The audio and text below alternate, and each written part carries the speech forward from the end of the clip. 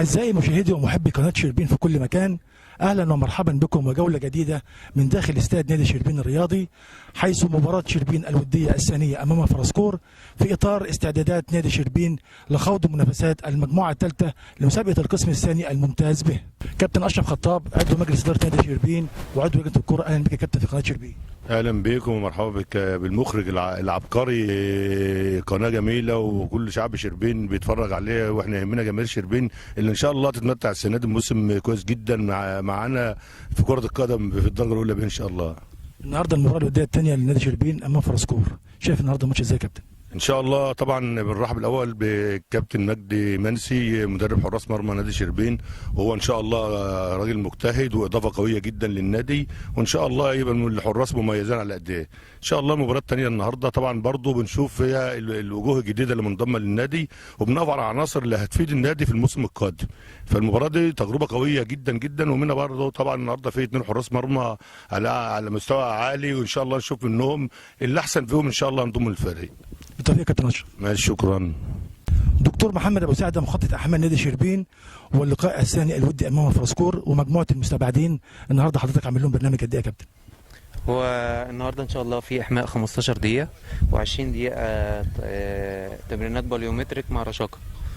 والمرحله القادمه يا كابتن محمد؟ المرحله القادمه احنا دلوقتي في الاعداد الخاص، يعني قربنا ننتهي منه ودخلنا في مرحله المباريات التنافسيه اللي هي الوديه، وبعد كده ان شاء الله ربنا يكرم ونخش على المراحل اللي هي الاساسيه لمرحله المباريات الرسميه.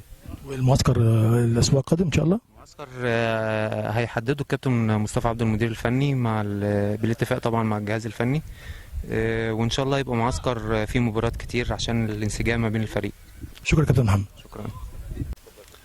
كابتن مجدي منسي مدرب حراس مرمى نادي شربين، اهلا بك يا كابتن في استاد شربين وفي قناه شربين. اهلا وسهلا بحضرتك واتشرفت بيكم ويا رب تكون سنه خير علينا كده ان شاء الله، ونكمل المسيره الناجحه اللي هي بقياده الناس الكويسه جدا هنا في شربين، الحاج اشرف وكابتن حمدي طبعا، ده النواره بتاعتنا كلنا ان شاء الله. يتعرف الساده المشاهدين على برنامج التدريب لحراس المرمى؟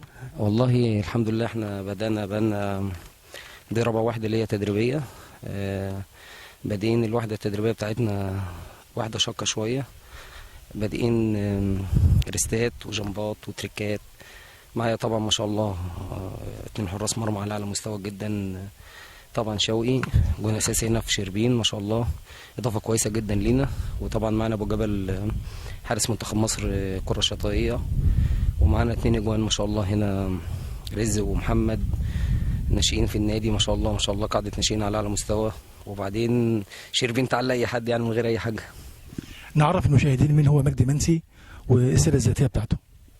مجدي منسي حارس مرمى سابق دسوق زمالك، اشتغلت في التدريب، اشتغلت وادي دجله ناشئين، اشتغلت حرس حدود، اشتغلت اولمبي، اشتغلت اكاديميه النادي الاهلي، وبعد كده ربنا كرمني اشتغلت زعفران ممتازبه، تلا ممتازبه، الحمول ممتازبه،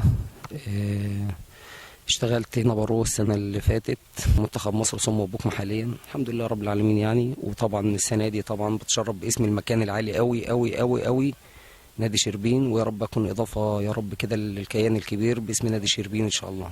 ما شاء الله مشوار تدريبي كويس جدا، وبشكر الكابتن مجدي. ربنا يخليك يا رب.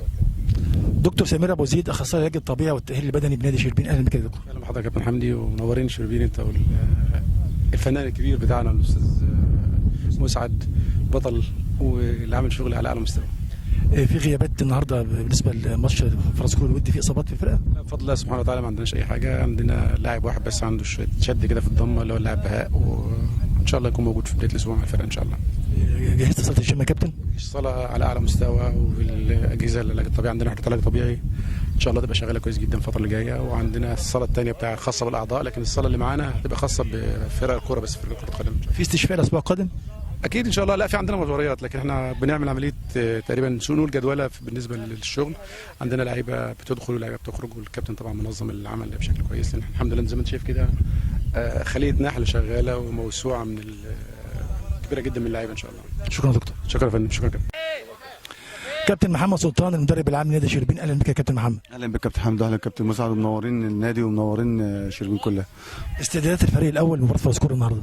الحمد لله احنا ماشيين بخطه ثابته من اول فتره الاعداد، والحمد لله النهارده يبقى ممكن يبقى في مجموعه جديده تتشاف لاول مره، والحمد لله خلاص احنا بدانا نحط كابتن مصطفى والجهاز الفني بدا يحطوا ايده على الشكل العام بتاع الفريق، وان شاء الله ربنا يسهل ان شاء الله تشوف ماتش كويس. في مباراه تجريبيه الاسبوع القادم؟ ان شاء الله في عندنا كل اسبوع مباراه او اتنين ان شاء الله. شكرا يا كابتن محمد. شكرا يا كابتن محمد. كابتن مصطفى عبده المدير الفني نادي في قناه شربين. اهلا بيك كابتن حمدي وجمهور شربين كله، اللي بنتمنى ان احنا نقدم لهم حاجه كويسه السنه دي ان شاء الله. استعداد نادي شربين لمباراه النهارده من فرسكور. مباراه من ضمن المباريات التجريبيه لاختيارات بعض العناصر والوقوف على مستواها، سواء هتليق ان هي تمثل نادي شربين او مش هتكون في المستوى اللي يليق بنادي شربين. ده اللي احنا بنعمله في خلال المباراتين، اول مباراه وتاني مباراه. ما بيهمنيش النتيجه فيهم قد ما بيهمني ان انا اقف على مستوى بعض اللاعبين اللي موجودين معانا عشان اقفل على فرقتي وخلاص نبدا من الاسبوع القادم ان شاء الله. ما فيش تجارب لعيبه تانية، خلاص تعتبر هي دي اخر تجربه واخر اختبارات لبعض اللعيبه. يعني مباراه التجريبيه الاسبوع القادم هتبقى بالقوام الاساسي الموجود والناس اللي حضرتك وقفت عليهم؟